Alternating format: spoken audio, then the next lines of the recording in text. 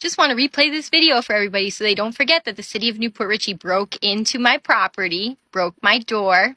Someone sent me another interesting TikTok video, this time showing cops making entry into a home pursuant to a search warrant. Guns drawn due to the alleged high crime of failure to obtain a building permit. Here's the footage. Entered with guns drawn over a little discrepancy. They thought that an inspection warrant for a building permit was a search warrant. And I guess if I was in there, I'd be dead. And my dogs would probably be dead too. So now I'm afraid to ever go back in my property again. Police department, search warrant for inside, make presence known. Police department, search warrant.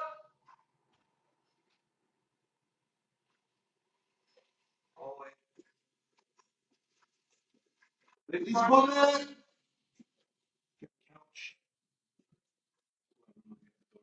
Police department.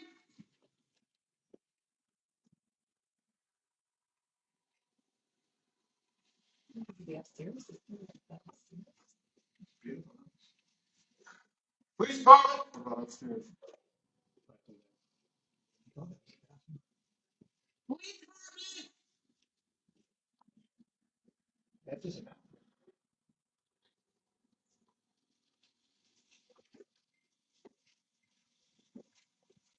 You can hear them yell search warrant and then abruptly make entry, which is very close, in my opinion, to a no-knock entry occurring here.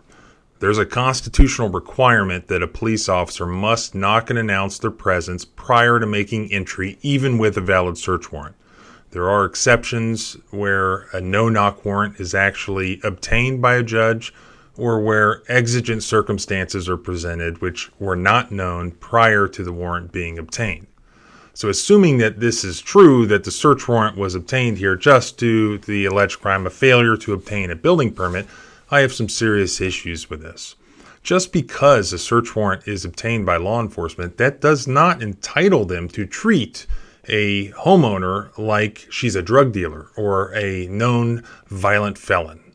Police still must act reasonably in executing a search warrant. This requires adjustment for the particular facts of the situation and not to treat everybody like a common criminal, which, by the way, doesn't do any favors to law enforcement in trying to win the hearts and minds of the American public. Merely executing a search warrant doesn't justify pointing a gun at someone, even assuming someone had been in the home. But alas, this is the world that we live in now in 2022. Why? Because we have allowed the government to do what the government does best, which is grow and grow, and more laws, more laws. For this reason, I'm glad that I live in a state and a county in a jurisdiction where we don't even have building permits. Do the buildings fall down around us? No, they don't. Just like the fact that we could fire every employee of every state barber and cosmetology board in the entire nation. And you know what? We'd all survive. We'd all be fine. We don't need the government to save us from irresponsible or crazy barber or barbershops. You know what? We're not that helpless. We can go to a different barbershop if the guy is sketchy. Government needs to be drastically downsized. How many cops were involved in this? How many cops were involved? Do they just need some extra gun in hand time this month? You know what? It's too bad that these tough guys weren't in Uvalde.